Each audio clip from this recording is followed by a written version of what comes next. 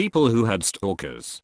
When did you first realize you were being stalked? My mother dated a man who turned out to be abusive. Once she ended this, he began to stalk us. In the beginning I didn't have a license. Later on, when I did, he started stalking both of us. Some clues we found were seeing odd cars driving slowly in the neighborhood. This isn't a sign by itself, but when combined with the same cars being seen nearby at other times, we figured it out. He knew people who owned new and used car dealerships. We started hearing from friends about things we had done that no one would really know about. Like my mom may have visited a relative, or I went to a party with friends. Somehow a neighbor or other person asked how that was. We found out he was talking to these people as friends without them knowing what he was up to, so they were volunteering information in a harmless way. Our trash started being disturbed. Found out he was going through it and taking out things like billing statements, letters, and so on.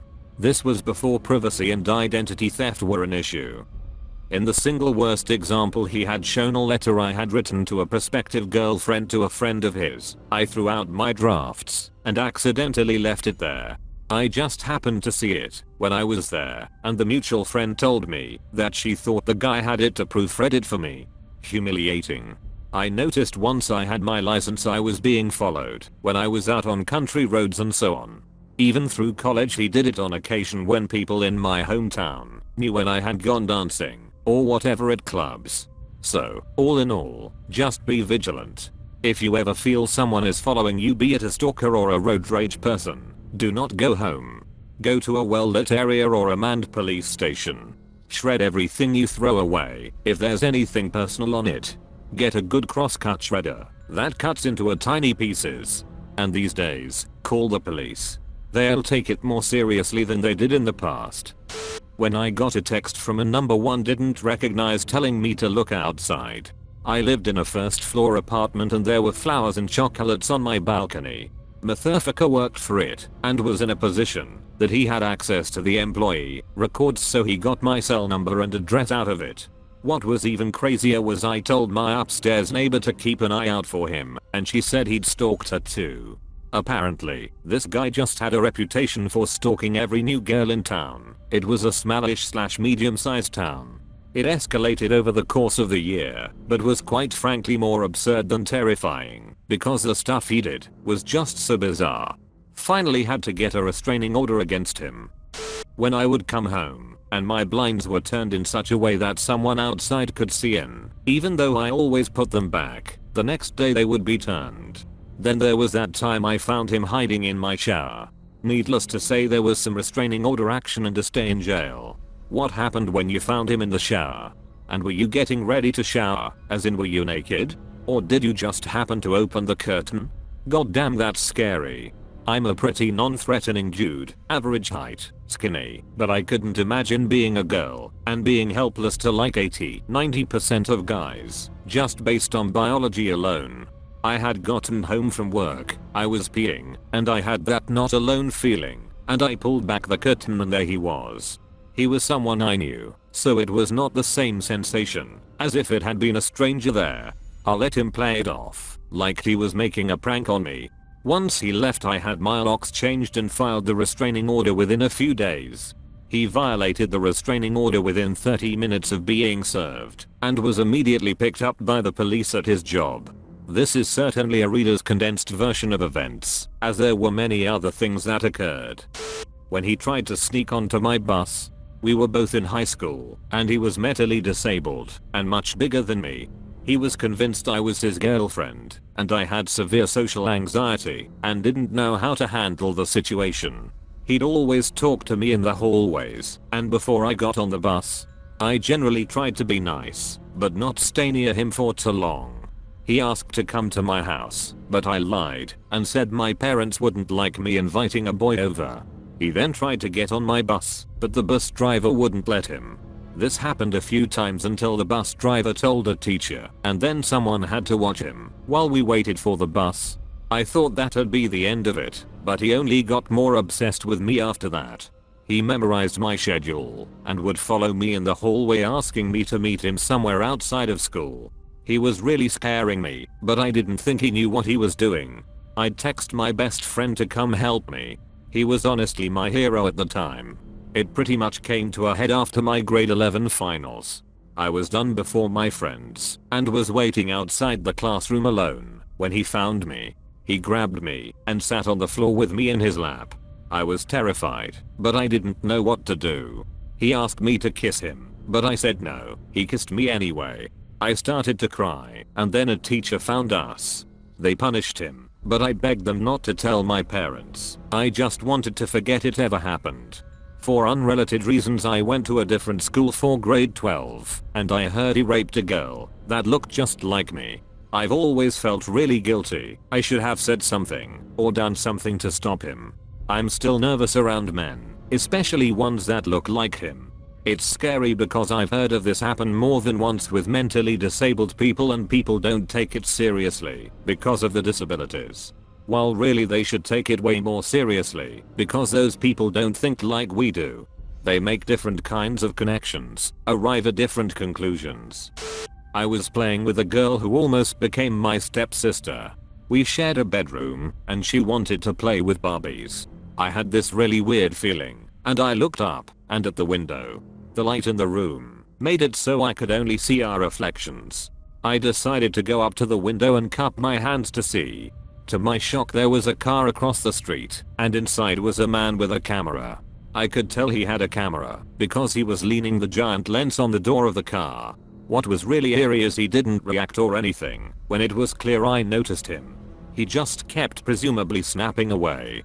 I ran and told my biological mom that there was some guy taking pictures through our window. My bio mom never believed me when bad stuff happened, but she humored me by peeking out of the curtains. I watched the surprise register in her face, which quickly turned to anger.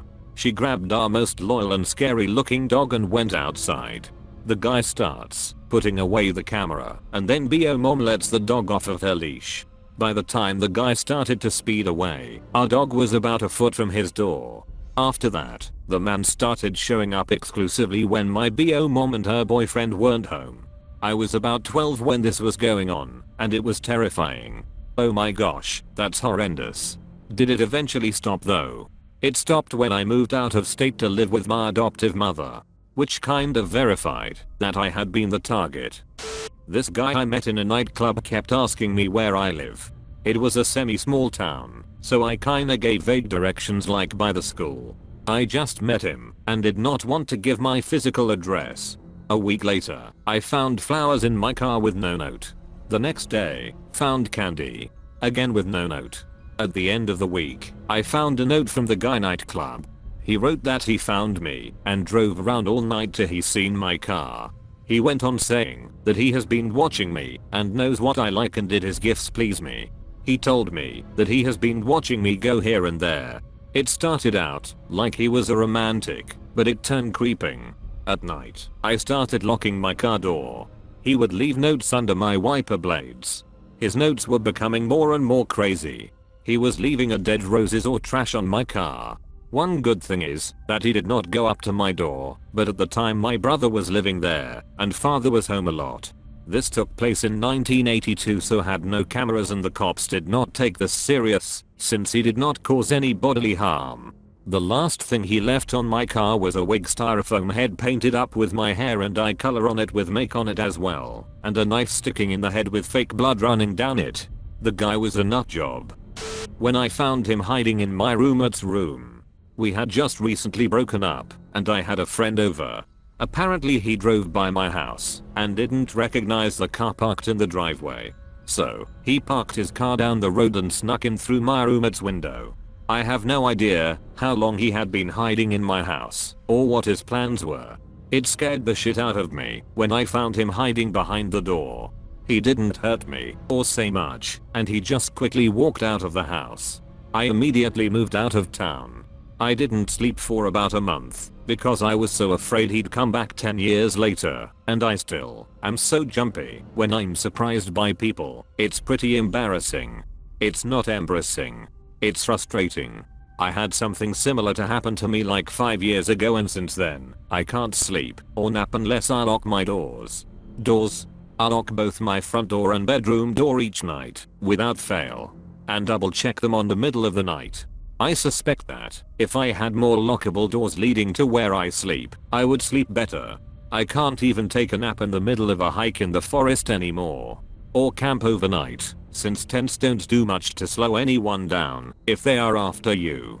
I don't think I will ever go back to what I was like before what happened. When I had to kick out one of my bar regulars after he admits he was in love with me and made sexual comments towards me. I'm in my mid-20s and he is in his mid-50s.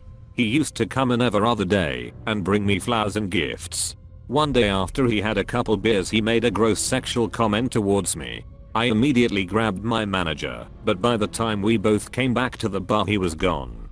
The next day flowers and an "I'm sorry" card showed up at the restaurant. The day after that he showed up like nothing was wrong, and I had to pull him outside and tell him to take a break from coming in for a while. After this he just lost it. 3 dozen flowers sent to the restaurant. Posts on Facebook saying that he will never love anyone again. Sending me crazy messages on Facebook telling me the same thing. Messaging my close friends. Leaving gift cards and cash. More flowers. Candles. More cash. He called one of the other regulars saying he was going to kill himself. This regular called the restaurant demanding to speak with me and begging for my number. I wasn't there that day and my manager refused to give out my number. Posting reviews on Yelp, Facebook, and Google about the restaurant and getting kicked out. The last thing I received from Jim was one white rose and a card that just said thank you on Valentine's Day. There is a similar restaurant right down the street that he started to frequent after I kicked him out. Little did he know that I was friends with the bartenders over there. He would go into the restaurant and tell stories about getting kicked out and how a woman broke his heart, and then started bringing flowers to that restaurant. Going to that restaurant every other night until they kicked him out for more sexual comments. I guess old habits never die.